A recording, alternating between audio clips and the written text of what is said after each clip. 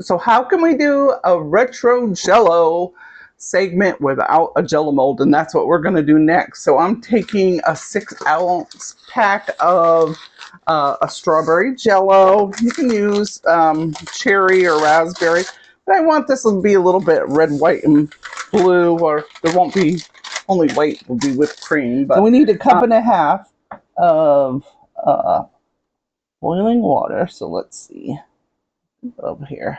That would take a couple of minutes.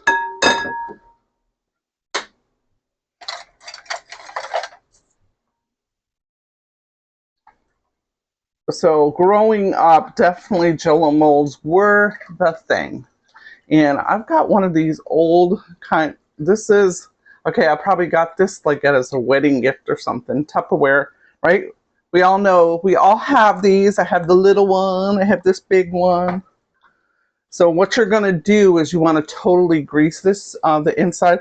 You can take some cooking spray and spray it. I used some coconut oil and greased it up real good. That way you won't have any problem with it sliding out. So let's dissolve this and we'll be back in a second. Fruit. Now I've got about 8 to 10 ounces of crushed pineapple and the juice.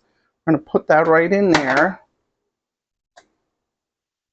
And then we're going to add some frozen red raspberries. And maybe I'll use some strawberries and blueberries to decorate the outside, because I want this to be like a patriotic triple. Yeah, we're using triple berry and the strawberry. So I'm going to use about half of this. And you can use frozen strawberries like in the juice. This doesn't have the juice, so I used about half the bag, maybe a little bit more than half the bag. I'm going to give that a good stir. And that's going to give it a quick gel right there. So before we actually put it in the mold, let's go ahead and we're going to drain the fruit out. And probably like an easier way, if I had a bigger sieve, we're just kind of pressing some of the juice out. Actually, you know what? Let's use this spatula. That will work better. It's like, I wonder if I could do it over this cup. Let me put this in a separate bowl. Let's see what works the best.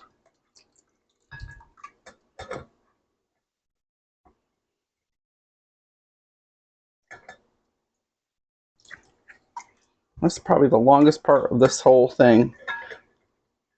That's why Jello molds are nice. You know, if you're asked to bring the dessert to picnic, hello, this is pretty easy, right? It is very easy, and you get, it's fun looking.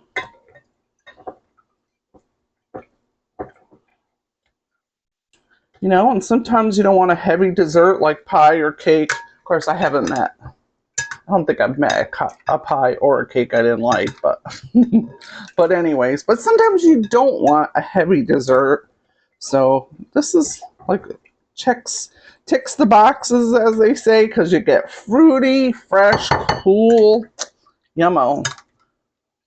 All right, so we need about 1 cup, and I do need my glasses for this. We need 1 cup of this liquid we're going to set aside.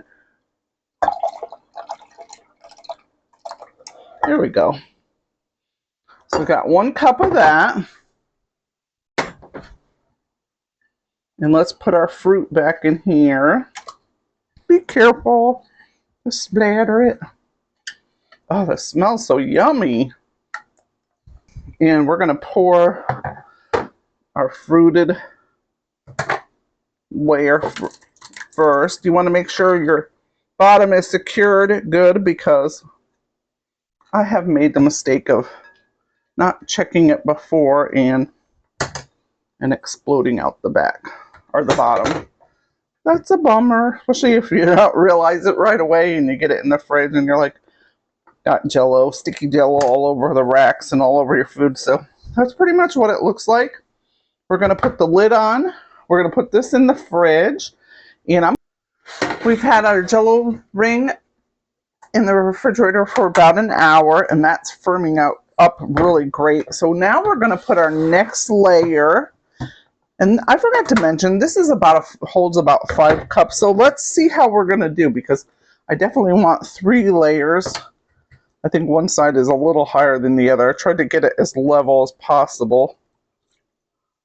Probably should have mixed this. Now this is definitely at room temperature.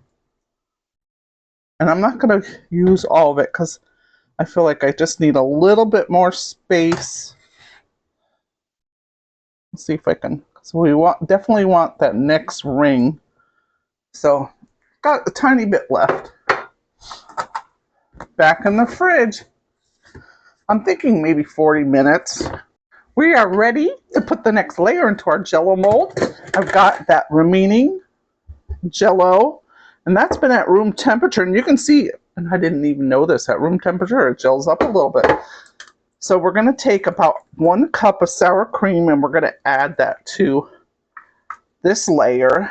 A little more efficient, and probably would help if I had a bigger bowl, but I didn't want to dirty another dish. I had this mixture in here, so let's just see if we can make do. So we're going to incorporate this really well, mix that up, and then we're going to pour that layer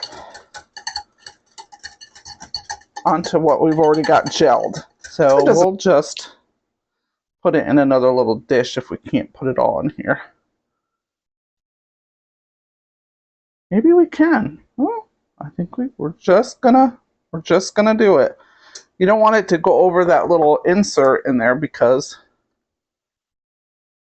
it won't be level, but yeah, we did it. We did it. This is gonna be so pretty. So this is probably gonna take another hour or so. Yep, it's totally set. It's pretty. It's gonna be pretty. So what you'll do is just put your, see how it's nice and secure on the plate. Then we're gonna take this little center out, and that's gonna help release it. Just be careful. You don't have to be in a rush. Oh, it looks cute. And it's falling right out of into place. Ah! Little things in life make me happy. Now look at that. So we've got the dark red. This would be great for a gender reveal, wouldn't it? Because the shades of the blue and the pink. I'm giving you some ideas, huh? That is so stinking cute. I haven't made a Jello mold in a while, so it's fun. So I rinsed off some berries, and if you want to dress it up a little bit, because this is for Memorial Day, so I definitely want to have plenty of blueberries. Let's put a few here. And then for our white, of course, our whipped cream.